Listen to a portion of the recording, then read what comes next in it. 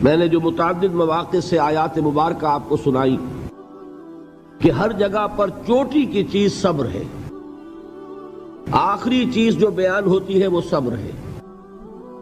سورۃ العصر میں آخری بات وَتَوَاصَوْا بِالصَّبْرِ یا ایھا الذین آمنوا استعینوا بالصبر والصلاۃ، اے ایمان والو مدد حاصل کرو صبر سے اور نماز سے۔ ان اللہ مع الصابرین، اللہ تعالیٰ صبر کرنے والوں کے ساتھ ہے۔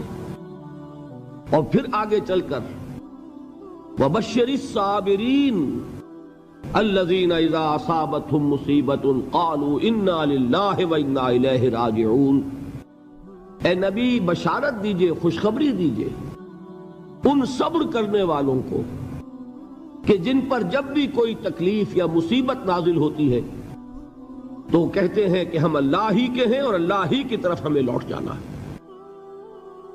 صبر کا مفہوم ہے اپنے آپ کو تھامنا، روکنا، برداشت کرنا، تحمل کرنا، اور جو بھی اپنا ایک طے شدہ مقصد ہے کسی بھی مخالفت سے بددل ہوئے بغیر، کسی بھی تکلیف یا مصیبت سے ہراساں ہوئے بغیر اس کی طرف پیش قدمی کیے چلے جانا۔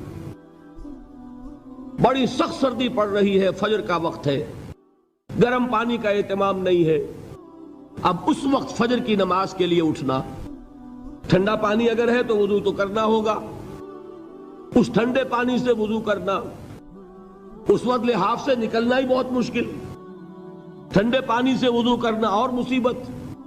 یہ جب تک انسان میں صبر کا مادہ نہ ہوگا ممکن ہی نہیں۔ اس کو کہیں گے صبر علی الطاعہ، اطاعت پر صبر کرنا۔ ناگواری محسوس ہو رہی ہے لیکن اس ناگواری کو برداشت کرتے ہوئے انسان اللہ کے حکم کے اوپر جمع رہے، اللہ کے حکم پر عمل کرے۔ یہ کیا ہے؟ یہ صبر ہے۔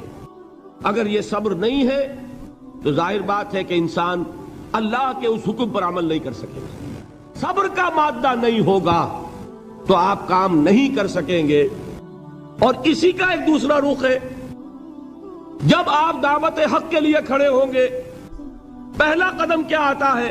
استہزاء، تمسخر، مذاق اڑانا، جس کی میں مثال اب دینا چاہتا ہوں محمد الرسول اللہ صلی اللہ علیہ وسلم کی شخصیت سے۔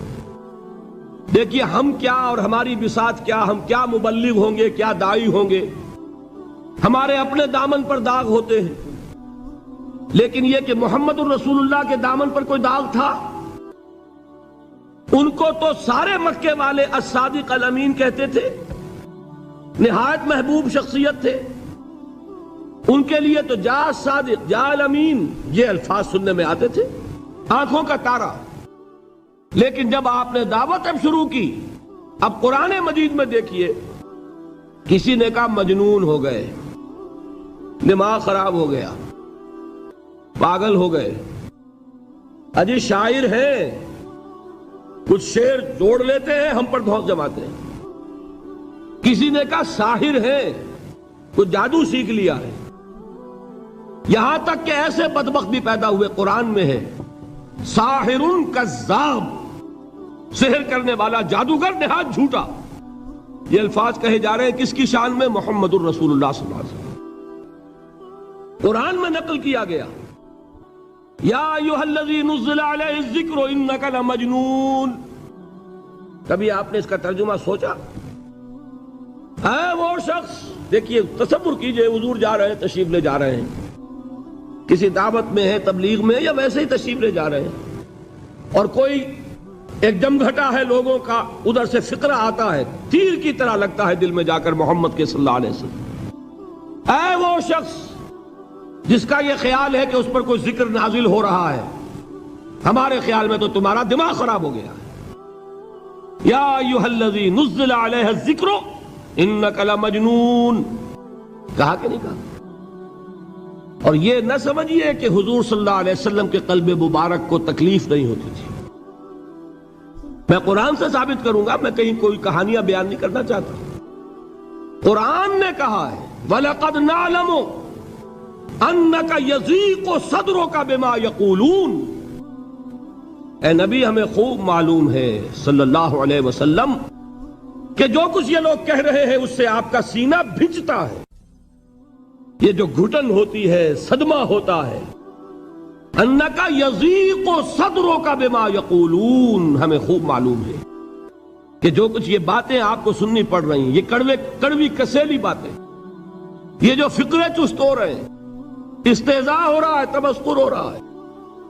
سورہ ہجر میں ہے، ایک جگہ کھڑے ہوئے لوگ قرآن کا مذاق اڑا رہے ہیں، بھائی فلاں آیت تم لے جانا، فلاں آیت میری ہوگی، اس کے ٹکڑے کر رہے ہیں، اس کے ٹکڑے حصے بکھرے کر کے قیمہ بنا کر ان آیات کا تمسخر اڑا رہے ہیں۔ ایک جگہ قرآن مجید میں مذکور ہے کہ فرشتوں کا مذاق اڑ رہا ہے، بھائی یہ دیکھو محمد نے کہا ہے صلی اللہ علیہ وسلم کہ جہنم پر تو کل 19 فرشتے ہیں، علیہا 19 قرآن میں آیت نازل ہوئی۔ ایک پہلوان کہتا بھائی 10 کو تو میں سنبھال لوں گا، باقی 9 کا تم انتظار کر لو۔ یہ باتیں آ رہی ہیں حضور کے کانوں میں، کلام الہی کے ساتھ کیا سلوک ہو رہا ہے، مجھ پر کیا فقرے چست کیے جا رہے ہیں، مجھ پر جس طریقے سے استہزاء اور تمسخر کا رویہ اختیار کیا گیا ہے، دل بھج رہا ہے، دل میں صدمہ ہے۔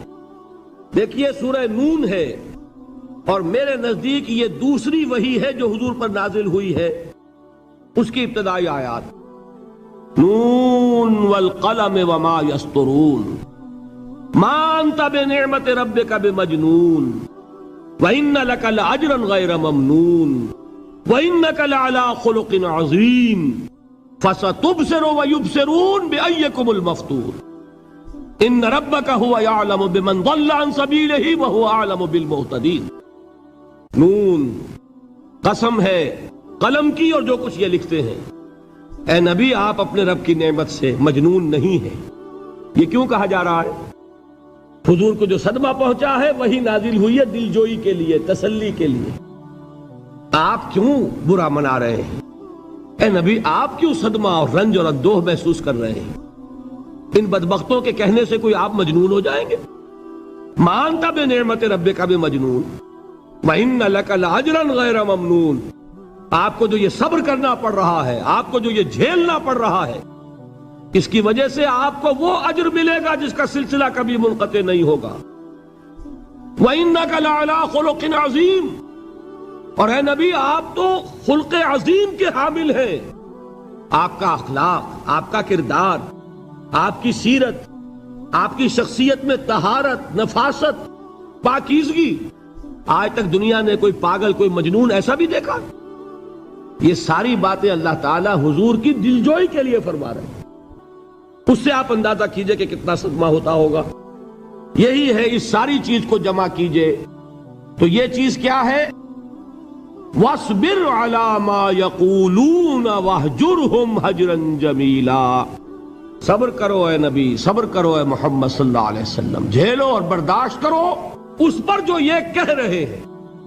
یریدون لیطفئوا نور اللہ بافواہہم، یہ چاہتے ہیں کہ اللہ کے نور کو اپنے منہ سے بجھا دیں، پھونکے مار کے ہی بس۔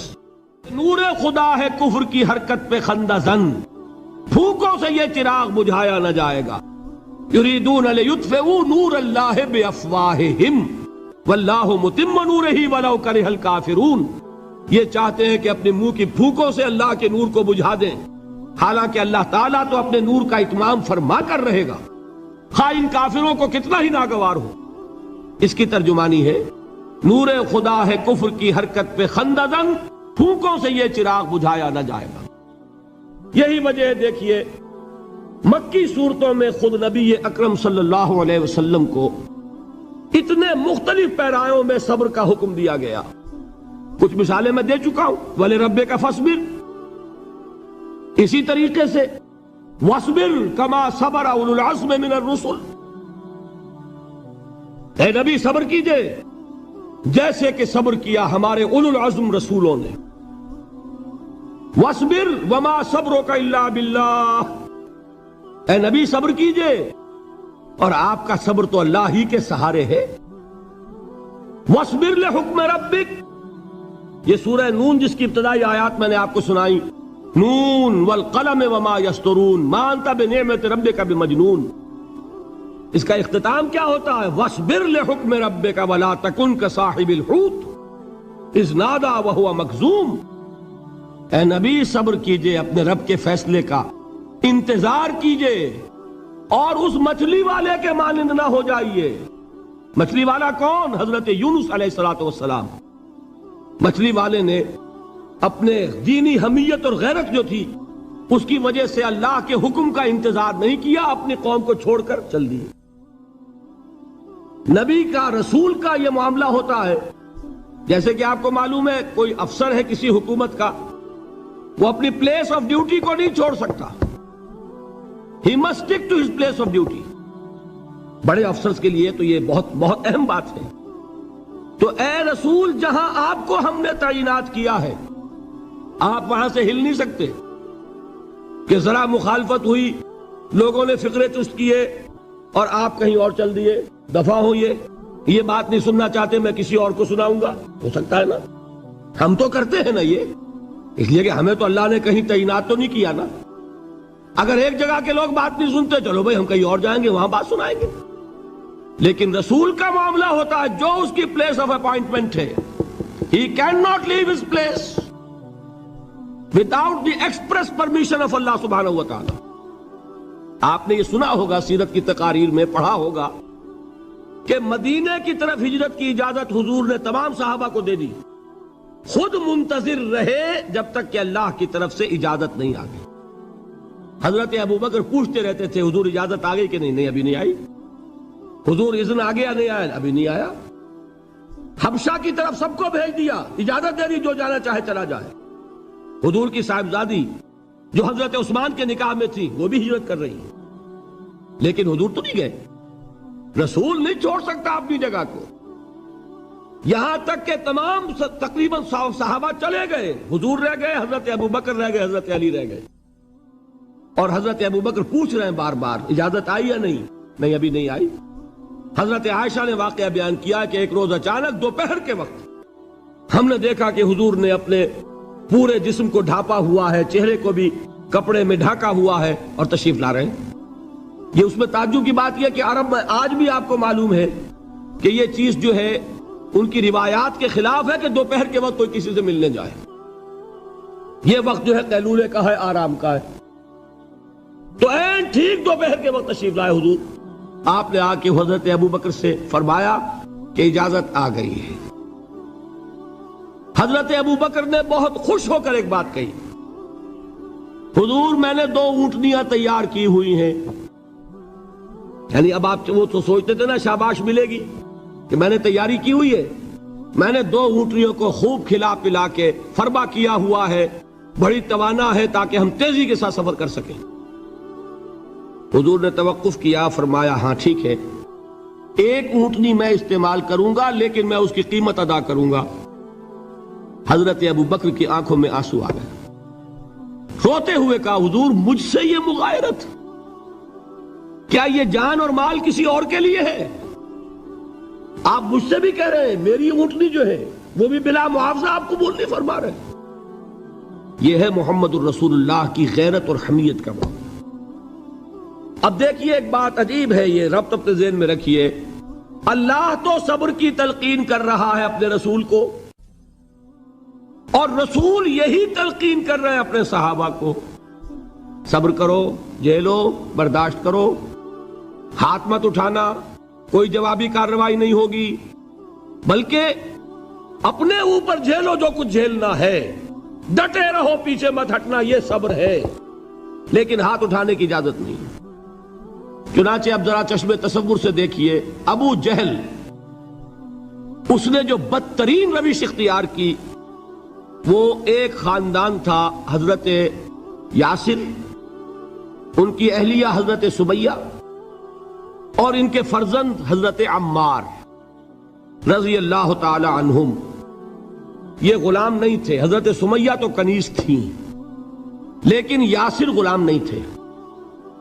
ان کی کہانی یہ ہے، واقعہ یہ ہے کہ یہ بہت نیک آدمی تھے یاسر، یمن کے باشندے، انہیں کو خواب میں بشارت ہوئی کہ نبی کا ظہور ہونے والا ہے مکے میں، جاؤ شاید ان کے قدموں تک پہنچ جاؤ۔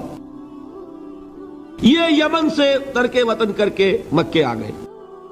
ابو جہل کا ایک چچا تھا، بہت شریف النفس انسان، اس کے ساتھ معاہدہ کیا حلیف بن کر، اور وہ مکے میں رہنے لگے۔ اس لیے کہ یہ نوٹ کر لیجئے، مکہ اس وقت ایک قبیلے کا شہر تھا، صرف قریش۔ یا قرشی رہ سکتا تھا وہاں، یا قرشی کا حلیف، کہ اگر تو کسی قرشی نے آپ کو امان دی ہوئی ہے تو آپ رہ سکتے ہیں مکے میں، ورنہ نہیں۔ یا تیسرے قرشی کا غلام، غلام تو ملکیت ہی ہے اس کی، جیسے بھیڑ بکری ہے کسی قرشی کی، اسی طرح اس کے غلام ہے۔ یہ تین کیٹیگریز تھی انسانوں کی مکے میں۔ اسی کو نوٹ کیجئے کہ جو بیچارے غلام تھے وہ سب سے زیادہ ستائے گئے، اس لیے کہ غلاموں کے تو حقوق ہی کوئی نہیں تھے۔ بلال غلام تھے، ابو فقی غلام تھے، زنیرہ ایک کنیز تھی، ان کو جو ماریں پڑی ہیں اس کا آپ کو معلوم ہے۔ حضرت بلال کے ساتھ جو کچھ امیہ ابن خلف نے کیا، کہ جس طریقے سے کہ حیوانوں کی لاشیں جو ہے کھینچ کر گھسیٹ کر لے جائی جاتی ہیں، ان کی گردن میں رسی ڈال کر گھسیٹتے، اسی طریقے سے حضرت بلال کے گردن میں رسی ڈال کر ٹھیک دوپہر کے وقت مکے کی سنگلاخ گلیوں کے اندر گھسیٹا جاتا تھا۔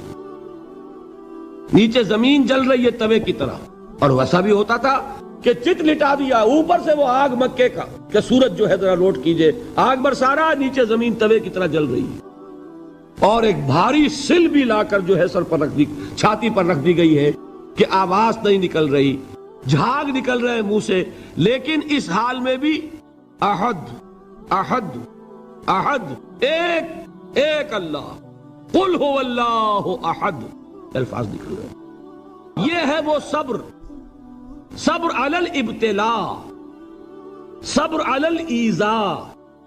یہ ابتلاء اور ایذاء پر صبر ہے، جھیلو برداشت کرو، اس توحید پر قائم رہو، محمد کی رسالت کے اقرار کرتے رہو صلی اللہ علیہ وسلم، لیکن ہاتھ نہیں اٹھانا۔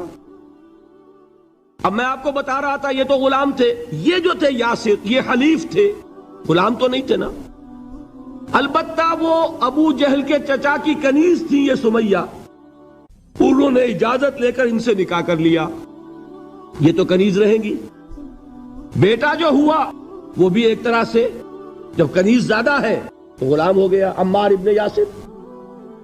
وہ جو شخص تھا بہت شریف النفس ابو جہل کا چچا، وہ مر گیا۔ اب ابو جہل جو ہے اس خاندان کا سربراہ ہے، لہذا یہ تینوں جو افراد ہیں وہ اس کے رحم و کرم پر ہیں۔ یاسر کو بھی پروٹیکشن اگر ہے تو ابو جہل کی ہے، ابو جہل جو چاہے کرے، اور سمیہ تو کنیز ہے ہی، اس کا تو کوئی حق ہے ہی نہیں، جو چاہے کرے، اور عمار ان دونوں کا بیٹا ہے، لہذا بدترین معاملہ کیا ابو جہل نے ان تین افراد کے ساتھ۔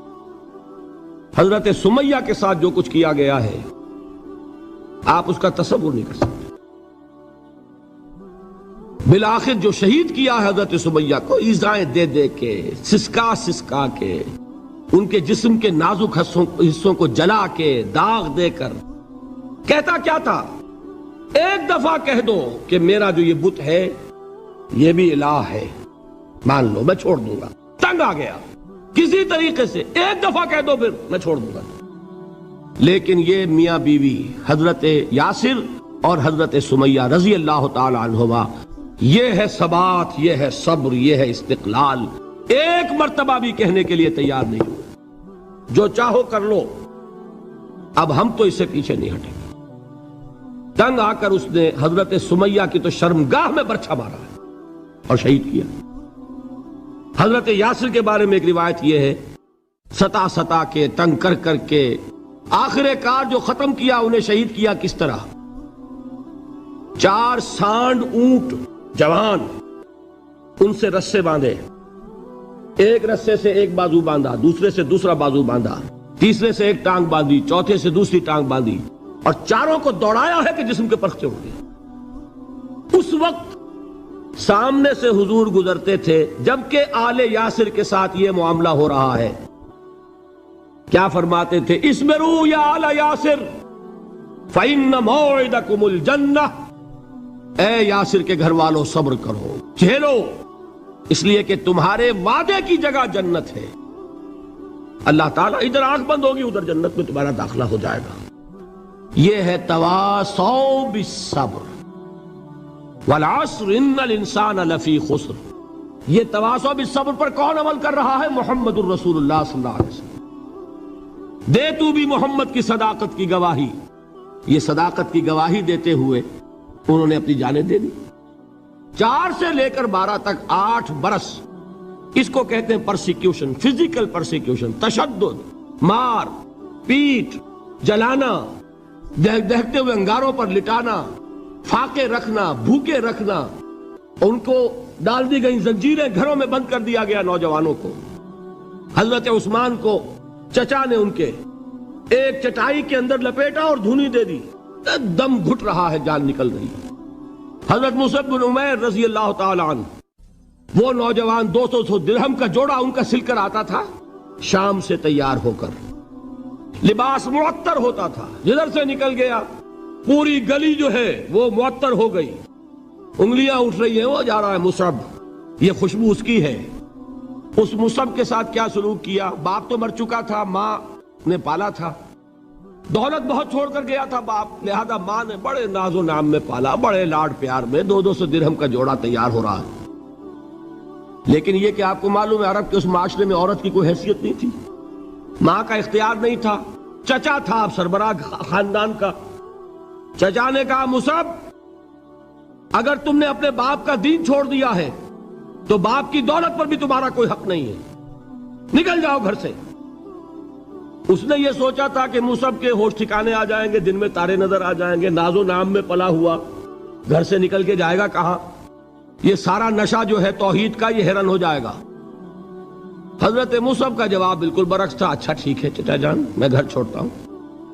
وہی بات جو کبھی کہی تھی ابراہیم نے، باپ نے کیا کہا تھا؟ واجرنی ملیہ، جاؤ چلے جاؤ، دفع ہو جاؤ میری نگاہوں سے۔ حضرت ابراہیم نے کیا جواب دیا تھا؟ سلام علیک ساستغفر لک ربی انہ کان بی حفیہ۔ اچھا ابا جان آپ کا حکم یہی ہے تو میں چلتا ہوں، آپ پر سلامتی ہو، میرا رب مجھ پر بڑا مہربان ہے، میں اس سے آپ کے لیے استغفار کروں گا۔ جلدی، یہی جو ہے حضرت ابراہیمی کی نسل ہے نا قریش۔